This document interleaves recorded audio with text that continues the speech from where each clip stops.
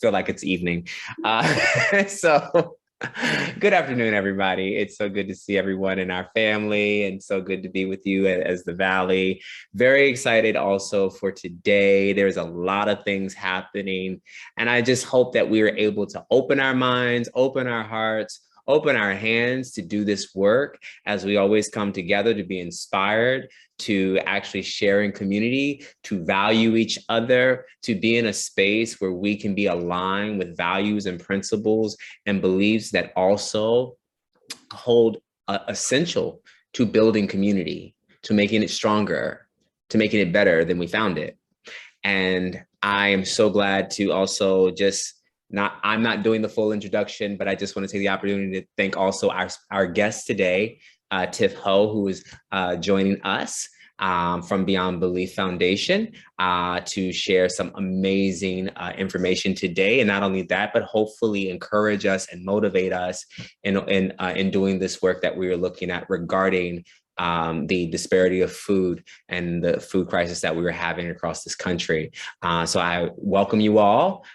Please, if you haven't had a chance, look at somebody to your left or your right, look at their eyes, greet them with a smize instead of a smile, because you got to keep that mask on. All right. And love on them in the process and let them know that I see the good in you. And so it's so good to see all of you, and y'all be well. Thank you, Jay. What a wonderful way to be welcomed into our community. I have a few announcements to get us into the coming week and a bit beyond the coming week. Reminder about our Thursday exercise program. Last week was fantastic. We did a little floor exercises, raising our legs, holding them, building our stomach muscles. And Brian is just a super exercise trainer. And especially now, I had my bone density test, and they told me I'm in fracture. So I need to increase my low impact energy or my low impact exercise. So being with Brian Thursday evenings is certainly going to help me a lot. Okay, and that is at 7 o'clock Thursday evenings. Sunday, April 17th, we will not have platform. So hopefully everyone's going to enjoy time with family. If you have meals planned, do enjoy that. Now, Sunday, April 24th is a very special time here at Susquehanna Valley Ethical Society. As everyone knows, we did lose a very, very super member of our community, Elle Miller. Wow, it's been 2 months now. Hard to believe that time has passed. Elle was also our vice president of our board, and Elle was a volunteer. That was very important in Elle's life, that we give back to community, that we work in service. And we couldn't think of a better way to memorialize that than by holding or participating in a river cleanup in Sunbury on the River Island. It will take place at the Sunbury boat launch from 9 till noon. And so at 9 o'clock is registration. So hopefully we'll have community members as well as members of our society there to clean up that river bank. And then we're going to be coming back here at 1 o'clock at the Heater Center for our very first meal together since the pandemic. And knowing that numbers are rising once again, let's do this and be together for, a potluck meal while we can do it rather safely at this point. So that will begin at 1 o'clock. There is a form that I emailed out to all of our members to RSVP and let us know what it is we'll be able to bring on that Sunday. We also have on, let's see, Sunday, April 17th. Oh, excuse me. I read that about our meal. And also, Dr. Hooper is going to be doing a program memorializing Elle and Elle's life and his service to community on that day. Okay, I'm going to now turn it over to Olivia.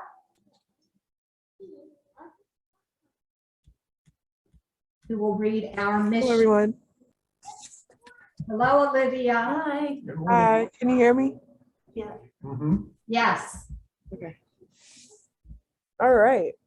So Ethical Culture Community meets every Sunday to deepen our sense of the meaningfulness of life, to shine light on the ideas with which we guide our choices, to give us courage to take the higher path, and to get to know one another over time and appreciation of each one's unique and incomparable worth. And together we work for a world where love and justice cross all borders. Our statement of affirmation is we affirm the worth, dignity, and uniqueness of every human being.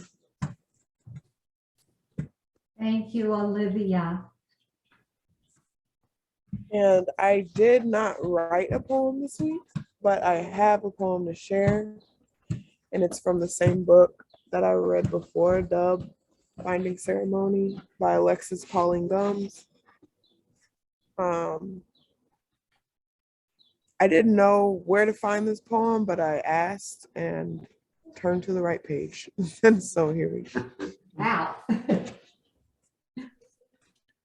This is the song of starving children. This is the song that silence sings. These are the singing bones of babies. These are rib cages shaped like wings. These are the sound of souls distending, seasoned salt of mother's tears. This is the song of no good reason, the failure of love for 1,000 years. This is the song of boats and bellies. This is the song of burning brains. This is the song of bruising and blisters and emptied shells on echoed days. This is the cost of freedom's pretense. This is the taste of glut and waste. This is the song we make by placing fear into compassion's place. This is the song we wake up singing, written in sharps and never flat. This is the song of starving children. The world we know is made of this. Thank you, Olivia. I'm glad you were able to find that poem. It just appeared just when you needed it. All right, Phyllis.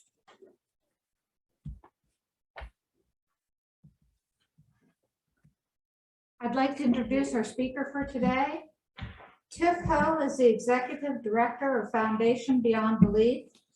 Prior to joining Foundation Beyond Belief, Tiff spent time as a marketing consultant and CMO at several early stage startups and volunteering across various causes such as education, the justice system, homelessness, food insecurity, health, and social issues.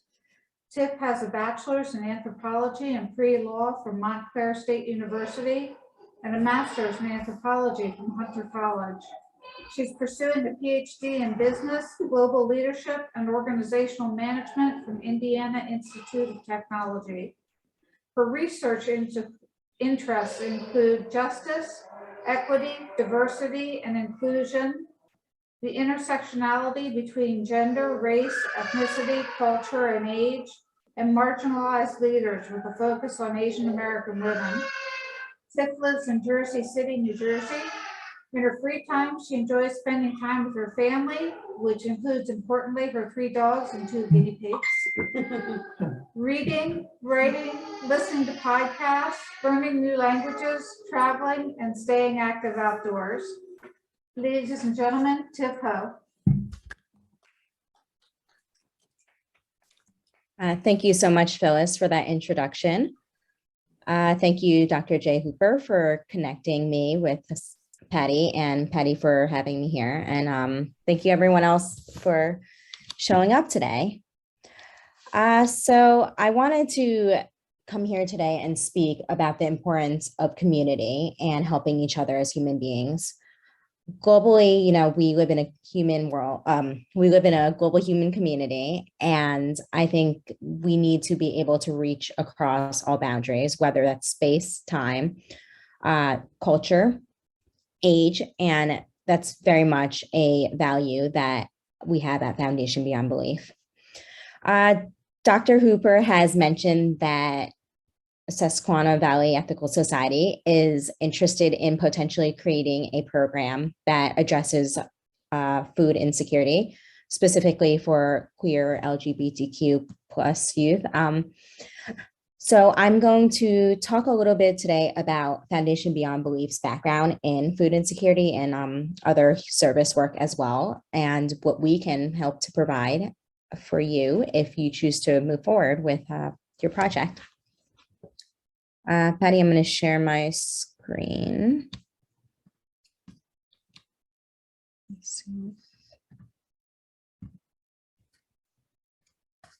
Can you all see that? Yes. Okay, thanks.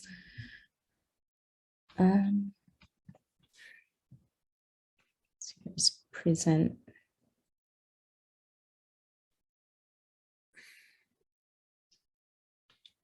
Here it is.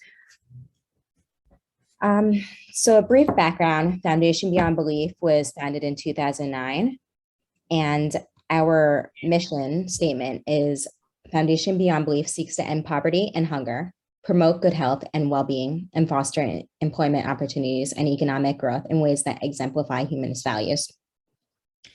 This mission statement aligns with the United Nations Sustainable Development Goals, 1, no poverty, 2, zero hunger, 3, good health and well-being, 8, decent work and economic growth. This is our global impact. We have worked in 44 countries, 27 states, and DC. This is going all the way back from 2009 under Dale McGowan, who was the founder of Foundation Beyond Belief. Currently, we have our programs are the Food Security Project pilot, and this is under the Beyond Belief Network, which is a network of service teams. We also have Humanist Disaster Recovery, and that is under Beyond Belief as well. And then we provide Compassionate Impact Grant and other grants. And then until recently, Humanist Action Ghana was a part of our programming as well. That was a vocational training program for women in Ghana who face financial insecurity, gender inequality, and witchcraft accusations. I'm very proud to say that Humanist Action Ghana, due to the hard work of Yvonne Stenik-Larson, formerly our program administrator, now executive director of Humanist Action Ghana, was able to take that program independent as of March 31st.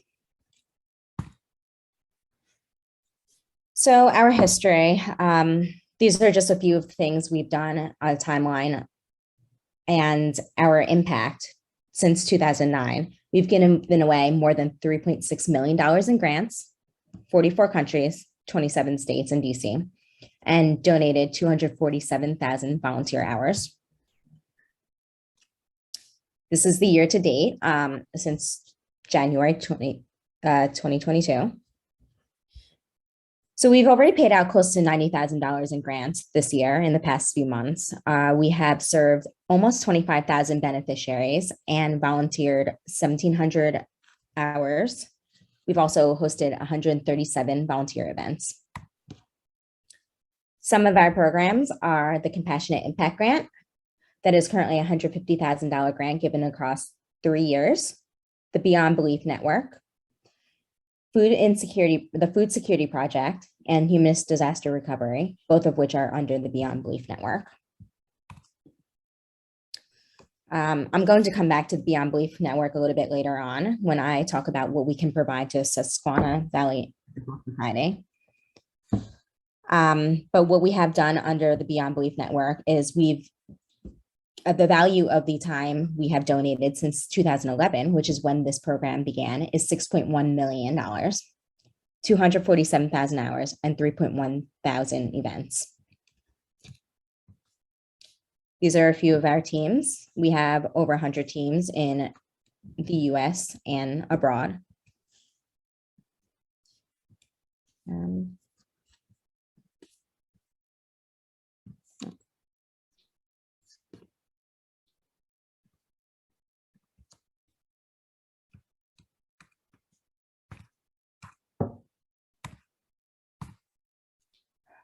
For the Beyond Belief Network, we do provide level grants, and this is an incentive to help cover projects that you might do, service projects, whether it is in food insecurity, homelessness, or other works. So there's 3 levels, and each time you complete an event, you serve beneficiaries, you report that to us. We provide you with a $250 stipend at the bronze level, and that helps you to purchase t-shirts, purchase swag, so that there's a little bit more of a unified approach where people recognize who you are. The silver and gold level, we provide grants for your projects. And these are a few pictures of our teams working. The food security project is what we have launched in May 2021, and we tripled the number of teams. We originally started with 5 teams. It is now currently 15 teams. What we do is we provide a $100 monthly grant, and we hope to increase that in the future. Every single team in the food security project gets this grant, provided that they are able to show their impact. And even though it is a small grant, what is really important about this is consistency. So a lot of our volunteer teams are local, they're community and grassroots. So one of the things they really lack access to is funding and other resources. This consistency really helps to make sure that volunteers can continue to show up, that they continue to provide food and are able to maintain that and build infrastructure to increase their impact. It's really important to be able to do this because with people who are facing food insecurity, which is such a sensitive subject, there needs to be a little bit of stability there. You know, they need to know where their next meal is coming from because there's so few things that are consistent for them. And by having the same volunteers come during, whether it's once a month, once a week, they begin to recognize people, begin to build relationships. So this is what we've done in terms of the food security project. This is since 2000. This is the stats from 2021. We have rescued over 26,000 pounds of food and served over 8,000 meals across just 15 teams. These are some of our teams. Austin Atheist Helping the Homeless is actually one of our most active teams. And this right here is Phil Session. He is on the board of Foundation Beyond Belief. They do monthly giveaways and distribute food primarily to people who are homeless in the Austin area. Humanist Disaster Recovery is under the Beyond Belief Network. We have had a lot of impact throughout the years, but in 2021, we responded to the Haiti earthquake and the Texas storm. We're going to be relaunching this in August 2022. The focus is going to be on community-led solutions. In the past, we worked through partnerships and we were able to connect our teams with these local partners. But one of the issues we really found was that it was difficult for people to travel.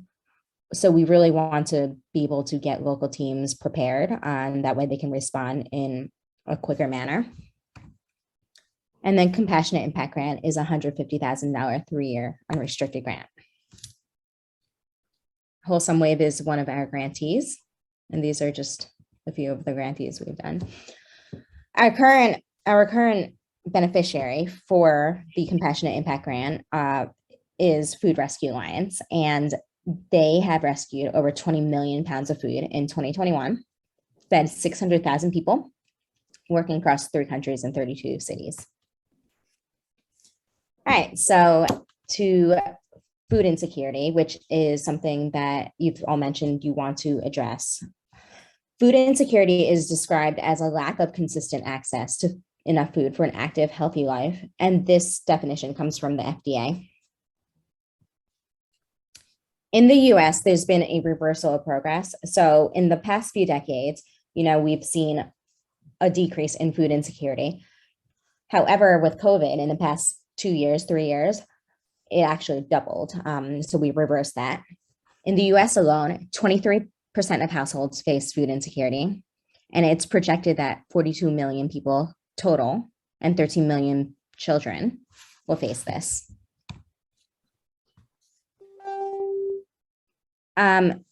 The problem in Susquehanna Valley specifically is that it is a food desert.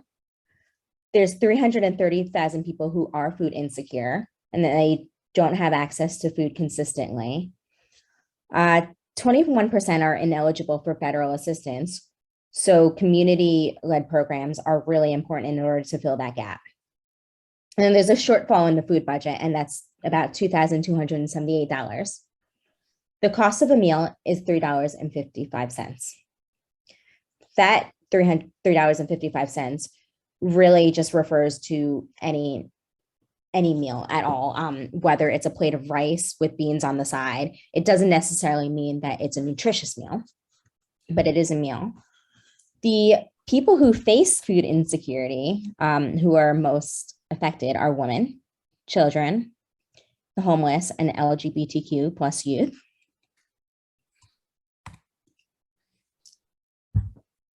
So some of the challenges in this area, I think that Patty has mentioned it is a Bible Belt. And because of that, a lot of people are not necessarily willing to come out. And that's LGBTQ youth specifically are at risk simply because they're more likely to be thrown out of their homes. That makes them homeless, which makes the challenge more difficult because they don't have a permanent address where we can reach them. Time commitment is really important. One of the things with these kind of issues is there needs to be consistency. The people who are being served are more likely to trust people they recognize. If you're continuing to serve meals every single week, every single month, they begin to recognize faces, they begin to build relationships, and so there's a little bit more trust. Food shortages. I think the nearest grocery store, I believe, when I looked this up, was in Harrisburg. And so there's not really a way to get nutritious food for a program. And then also infrastructure needs. We're looking at partnerships, which can help to share resources, or you can pool resources, help to store food, even just get the food and distribute that. All right, so some of the potential partnerships in the area are the Susquehanna Valley Career and Technology Center, the Susquehanna University of Pennsylvania, and Lackawanna College. There's also food banks. One of the things we want to make sure is that we're not being redundant. However, that does not mean that food banks can't serve as a great partnership or don't have partnership potential. Food banks are able to access food at lower rates and lower costs than a lot of smaller organizations. And even though they do have a certain pool of constituents, there are people that they don't necessarily reach for the reason that they tend to be a little bit more, they tend to be in the same area. And so for people who are homeless, who lack transportation, this can be problematic. They're not necessarily able to go to the food bank themselves. They're not necessarily also able or willing to go to the food bank. But Montrose Emergency Food Bank and Susquehanna Valley Interfaith Food Distribution Center are in the area, and potentially there's a partnership there where you can gather the food, you can distribute to people who are not willing or not able to access the food banks. And then there's, of course, government organizations and agencies.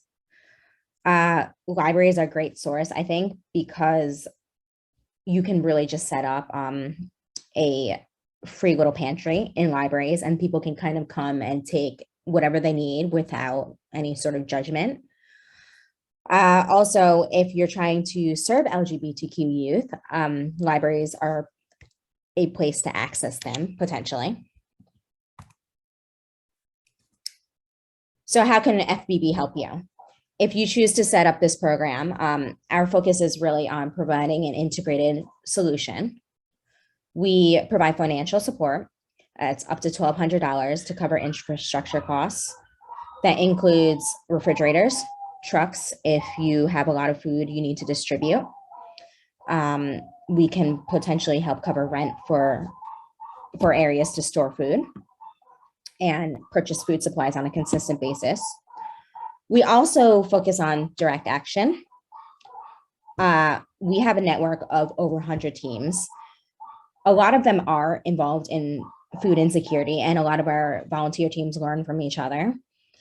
They also are able to pool resources together depending upon what's in the area, which teams are in the area. And that helps to reduce redundancy. It helps to create greater impact and reach.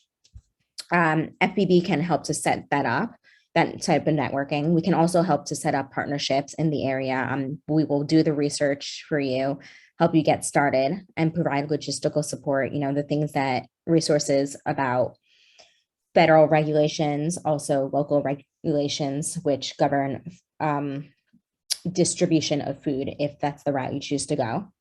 A lot of places do not allow you to give out water, so we have to be very careful with that. And those are things that FBB looks into. So, how can you help?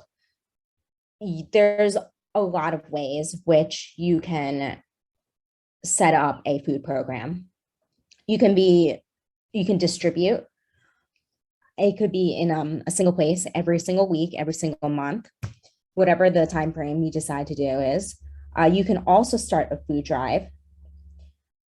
Even though Susquehanna Valley is a food desert, there are partnerships available, restaurants, stores, even farms a little bit further away. And setting up those partnerships allows you to get involved in food rescue so that you're not wasting food.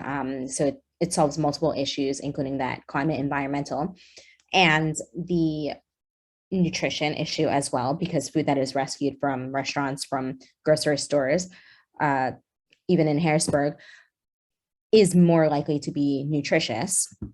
So it's not just about a meal. It's something that keeps people healthy. You can also volunteer. A lot of our service teams do set up partnerships with local pantries to consistently volunteer there. And a lot of those food banks, pantries are short-staffed. And then eventually they learn a lot from just volunteering, and then they move on to set up their own program. As mentioned, $3.50, 55 cents is the cost of one meal in Susquehanna Valley. And that's about it. I'm happy to answer any questions anyone has.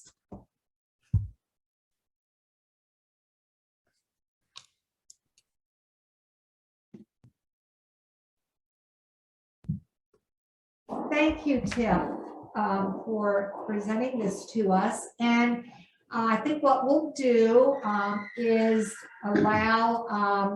give Jay the opportunity to close for us, and then we'll stop the recording and allow time for lots of questions, answers, and maybe even our group right now today making a decision on how we would like to, I'm hoping, form a team and take this project on. So if you have time yet to stick with us. And Jay, would you? Yeah, I was just gonna say, let's keep the recording this time. Okay. I mean, this is not going to be like anything interpersonal, so we should definitely be fine. And this way people can get further information, rather, those questions might be collective questions that are not normally asked. allowed. So yeah, number one, I just want to say thank you, Tiff. I appreciate it so much. Thank you for, kind of grounding us in. Really, I feel odd doing a bit of a closure, as it relates to a kind of a service because of the way that this information is being handled. But may we continue to learn and grow in this process. Maybe we continue to do the work that we need to do in order for this process to flourish. And maybe begin to align ourselves with the values of this organization and think about our values and where they lie within our community so that we can go forth and be fruitful in doing the work that enables others to feel nourished and fed in this work. Thank you for this wonderful session. I'm so grateful for the Valley and its family for doing the work that we are preparing to do further. And so I'm going to turn it over to a Q&A section. And for those people who are who are at the Heater Center, for our Zoom family, for our future YouTubers and Facebook family, and all of those who are in any social media platform, please feel free to offer questions, tag us, and ask if you have any further questions or concerns with this platform so that we can also answer your question and get you involved. We want to get you involved, and we want to see you do the things that you imagine seeing and making a better world. And so I definitely invite all of us to engage. And I will now turn it over to a Q&A session. Very excited. And we can hold house for the Heater Center first. If there's anybody online, just put it in the chat and I'll read it out loud. Thank you, Jay. I am noting that Jessie is on. Jessie is our children's program teacher, and I'm wondering if she wanted to bring us in to see how the children are doing at their donation site with the lemonade. Just give her a moment, see if she's tuned in. Okay, all right. So if she should happen to pop in, we'll just take a moment so that she can share what the kiddos are doing. So I'm going to open it up first, yes, to our community here. Nancy. Now, I might have missed something too, so. Hey, is everyone hearing Nancy okay? All right. In our area, in the Susquehanna Valley, are there groups active that have received grants and support from Foundation Beyond Belief? That they're already working in partnership with you? Not in the area specifically. However, if you're willing to branch out a little bit further, we do have in New York, New Jersey area, teams that while they might not necessarily be able to share volunteers, they can potentially share resources, and those have received grants. Okay, because I'm sitting here thinking that maybe if we had a team, one of the first things we could do is see what the food bank, what the Miller Center's food distribution center is doing, find out what these people are doing and who they're already in connection with, whether it be restaurants, the farmers market with their extra produce or whatever. So we'd have some research to do here to find out, what are the nuts and bolts of what's already happening. Sure. The one thing that FBB can provide is we do research. Once a team comes to us and says, we want to create this program, we'll look in the area. Are there food banks, not necessarily within our network, but other groups as well? And we connect you with them. From my conversation with Patty, I have learned that a lot of the groups in the area are religious, and that's not necessarily to say that they're not groups you can partner with, but if you're willing to venture potentially into interfaith groups as well, we can also help set that up. Yes, anyone else just right now? Yes, go ahead, Phyllis. I was just going to say, at the risk of people thinking that this doesn't hit home, for about 4 years when I was raising my daughter, we were food insecure. And it's a real challenge. You know, when you don't know where that next meal is coming from, you don't know what you're going to eat, you don't know how you're going to feed your child. And I was very thankful that she got her meals at school, because she was getting one good meal a day for sure. So it's a real problem, and it is just real.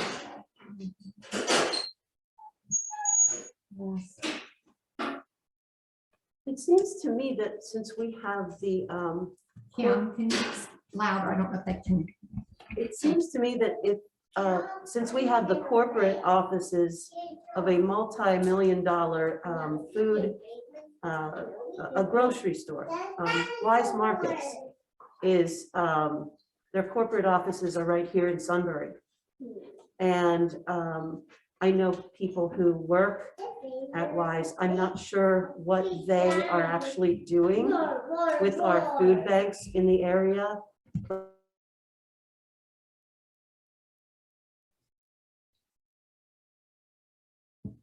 Well, first of all, thank you, Phyllis, for sharing about your story. And one of the things that is important is understanding what resources in the area. So you've mentioned the food banks and the connection with the grocery store. So a lot of times these resources are already working with organizations that are in the area and established. That includes food banks. But I think I mentioned during the PowerPoint presentation, food banks aren't necessarily able to reach everyone else. So if you're worried about redundancy, you can work with the food banks to reach people that they cannot access. I think that looking into the target demographic, from my understanding, my discussion with Dr. Hooper, the target group was LGBTQ youth who are primarily homeless. They're not going to go to a food bank. They don't necessarily have the means to travel. So I would suggest looking not necessarily at the grocery stores first, but starting kind of small and looking into food banks and partnerships there.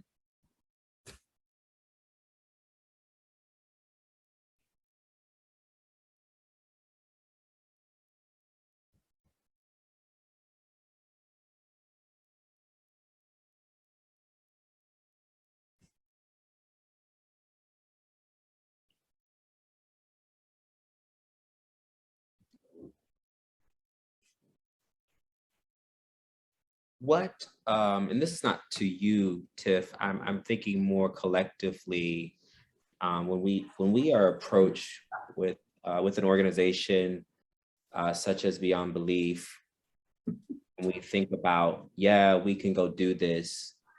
Just keep yourself unmuted.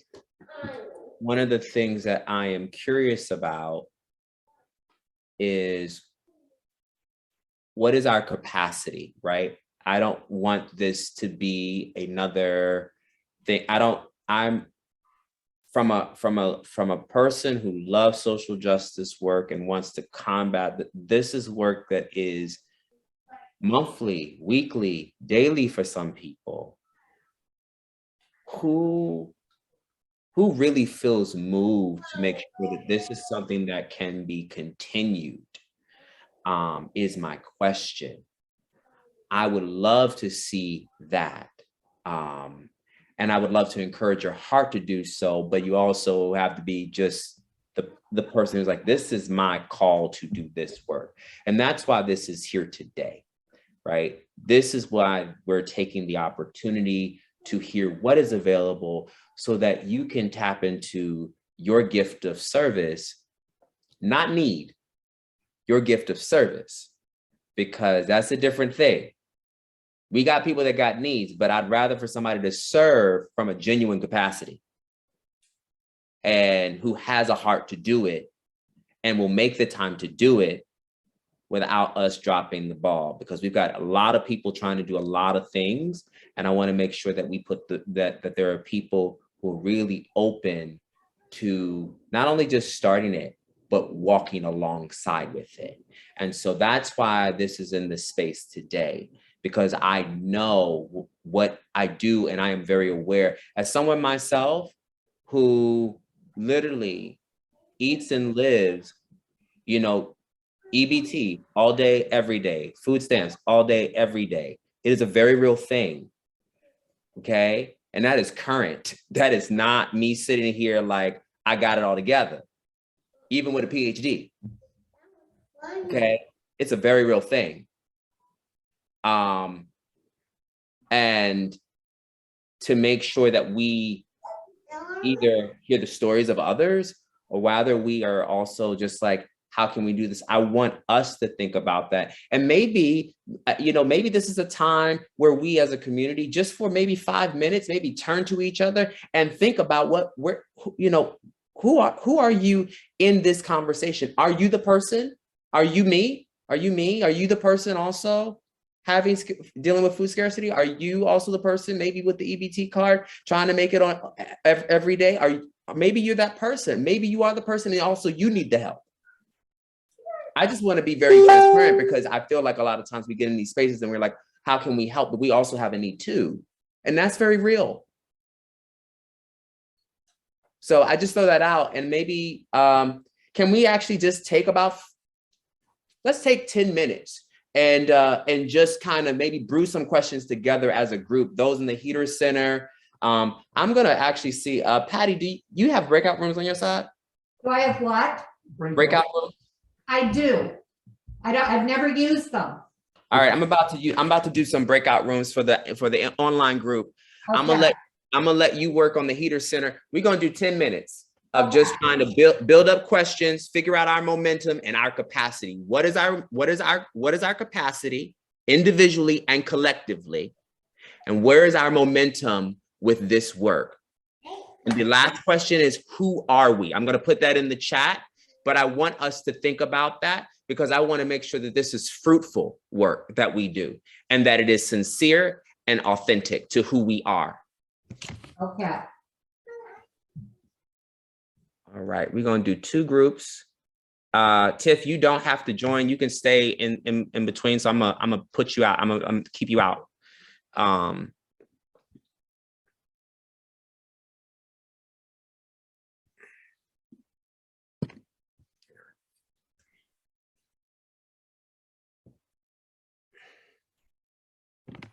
It's okay.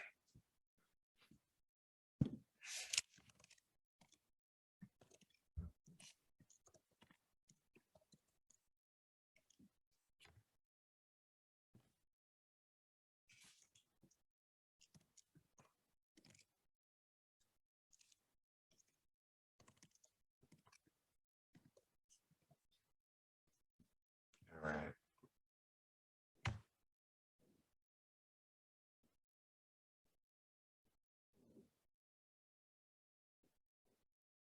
All right, the rest of you can join the rooms. There's room 1 or 2. You can join in. I will hop in and out.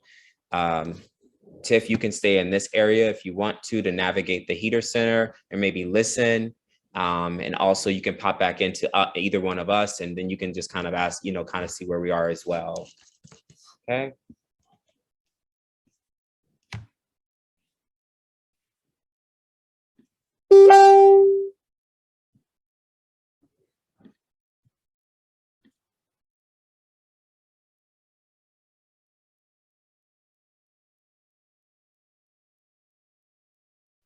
Are you?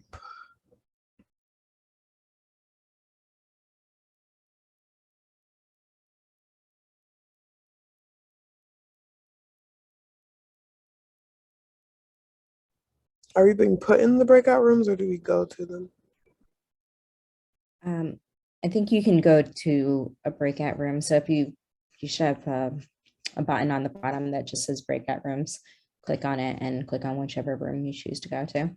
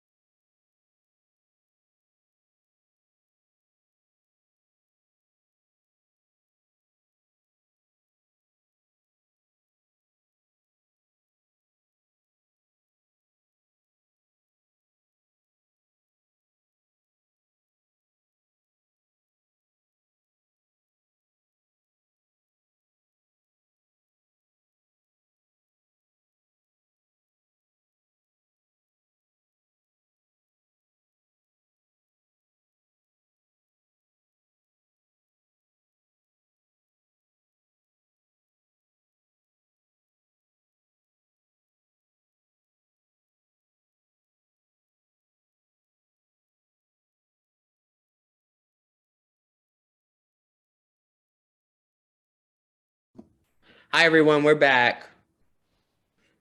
I'll be glad to report back, and if Patty, you want to share what y'all were discussing, um, and things, but I can go first.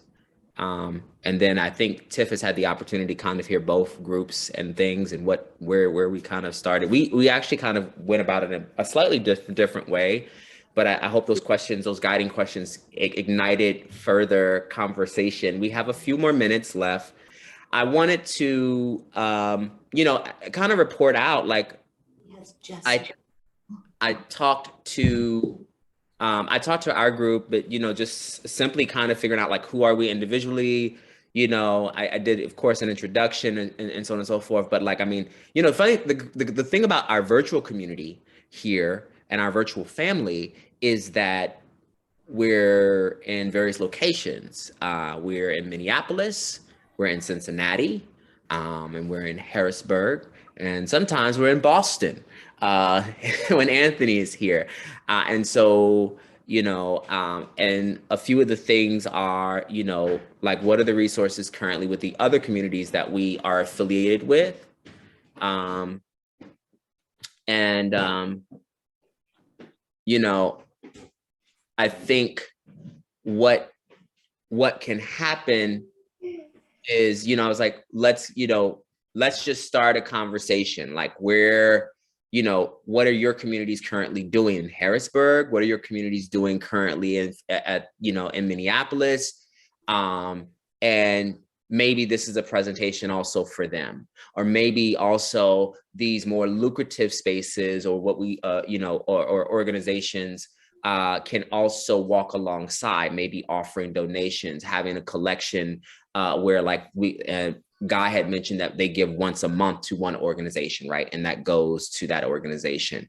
But it's particularly within the location or that region. In this case, Beyond Belief is particularly, where is the actual location of it, Tiff? Our headquarters are in Texas. However, our team is all over.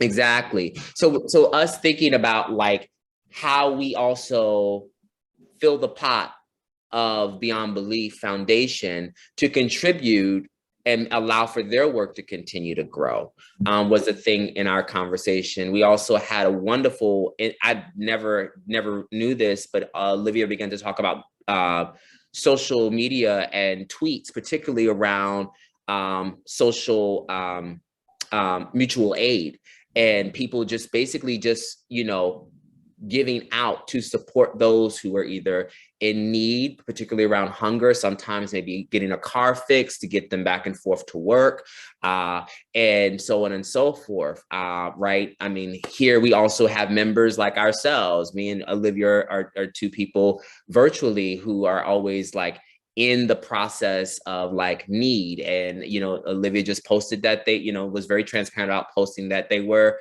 that they had to post to figure out where they were going to get their meal from today, right? Like that's when I hear that, I see that we need to do something, right?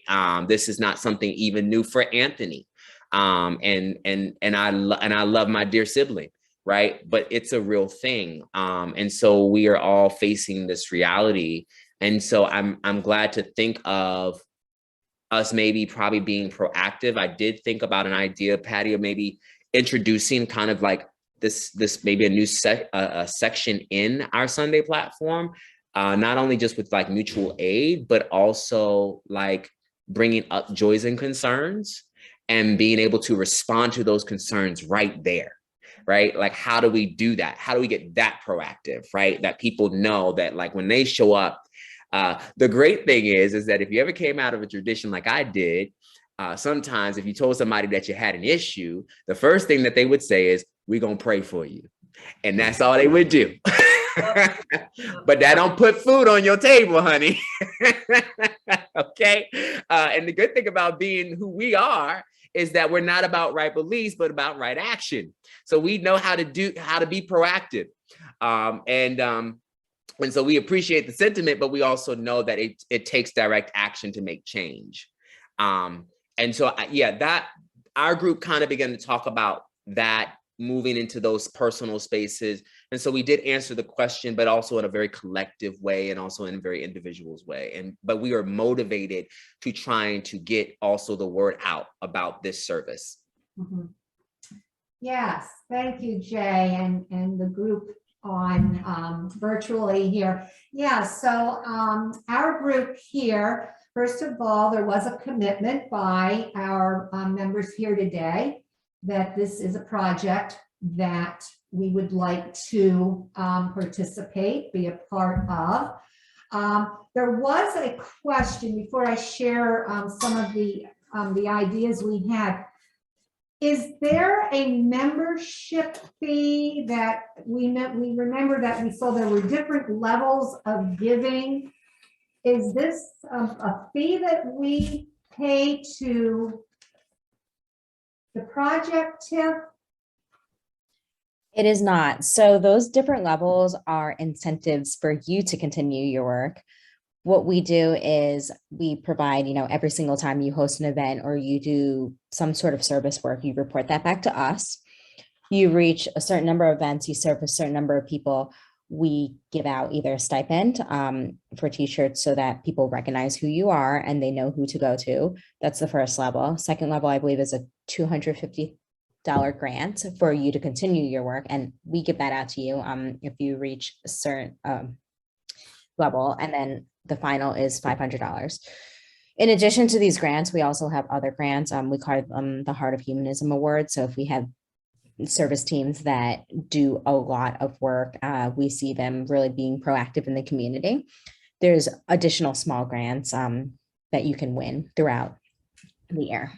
Okay, good. So that answers one of the questions we have. So yes, so we talked about the fact that we do have a local food bank here in Union County that likely could use some assist.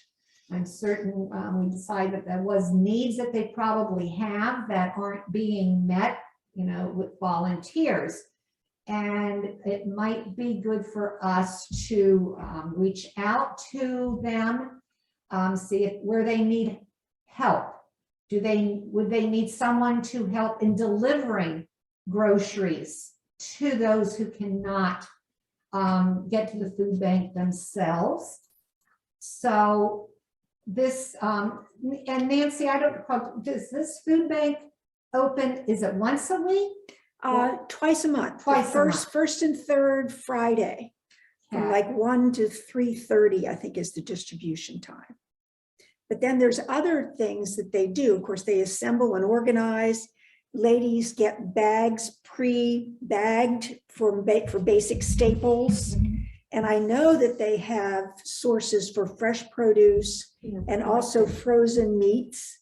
They have ham giveaways at Easter. They've got turkey giveaways. It's part of the thing for Christmas. And people, submit their tax status or something. There's some document they use and they become registered and they know the size of the family. So they know how many bags they get. It's a whole very well-oiled system they have. Mm-hmm. Yeah. So, we're just thinking because, the building that we are in, we only get to meet here on Sundays. So, there's not like we can buy refrigeration and move it in here to store food ourselves. So we're thinking that this probably is the best way for us to begin getting involved.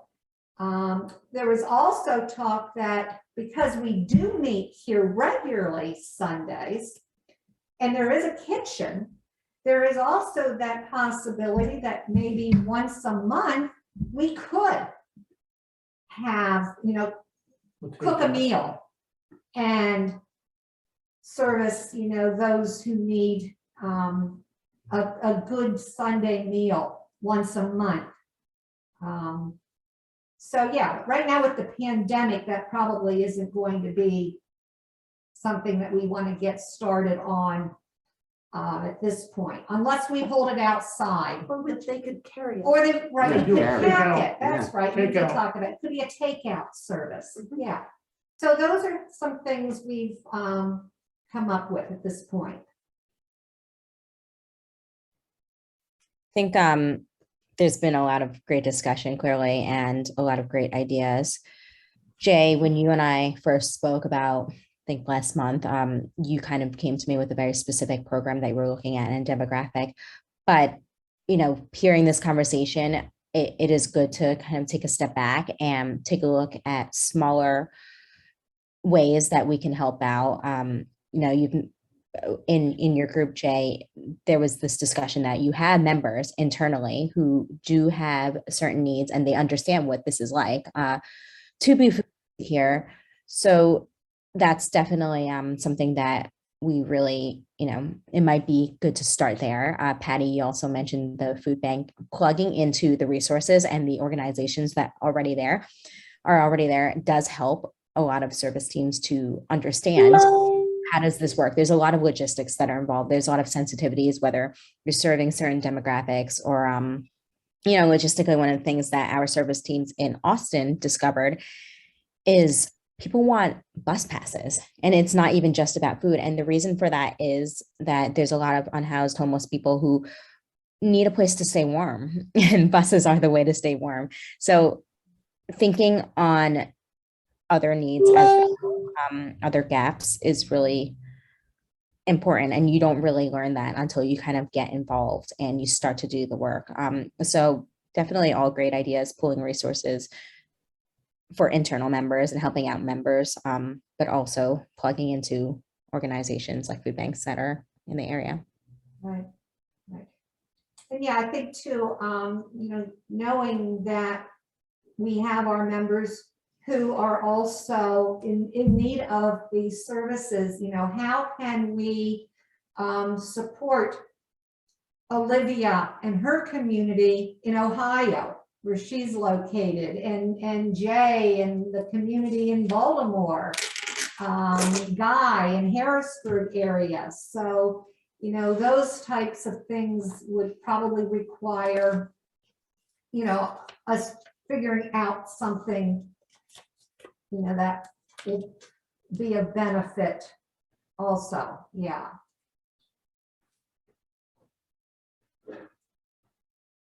Anyone else?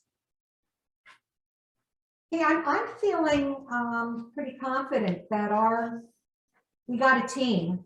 We have a team going. I'm also pretty confident, Jay, that by using social media and by posting on different group pages that we are pursuing this, that we very likely could get more people to volunteer, to want to work with us, which then might also increase our membership at some point. I think this is good. I just, I hope that, as we think about this, as we do this today, that we don't just stir the pot today, but we actually begin to serve. Right. And so,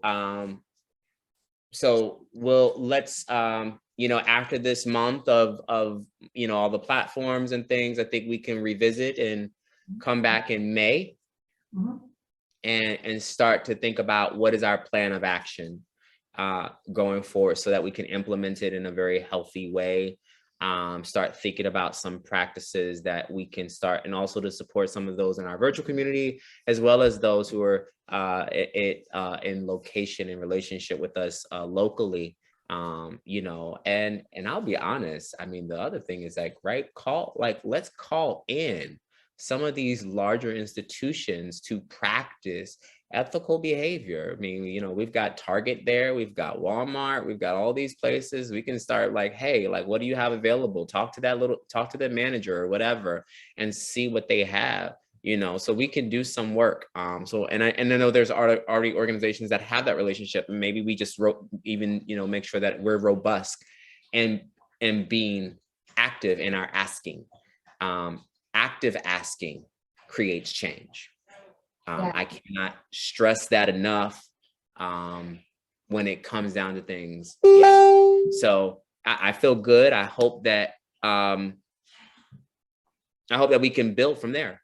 Yes, Yes, I do too. And I do want everyone to know virtually that on May 7th, we are having a food drive with all donations going to the homeless shelter in Sunbury.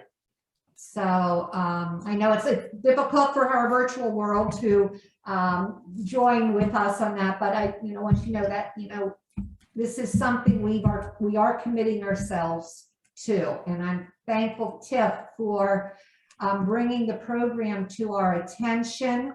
And Kim is a fantastic writer. She is our word master. She would like to write something for the editorial page of our local newspaper on food security, insecurity. Tiff, do you have any information you could forward to me with facts, etc., specific things that Kim statistics that Kim could put into the piece that she wants to write? Sure.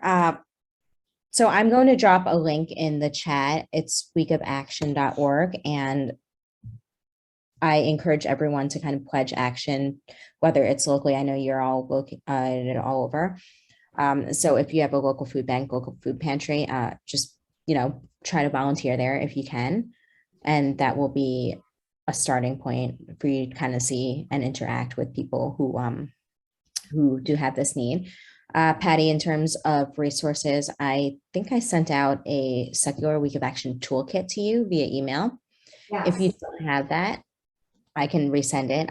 That has facts, specifically statistics on people who are unhoused, which is our theme for this year for Secular Week of Action. However, I have the one from last year, and our theme last year was food insecurity.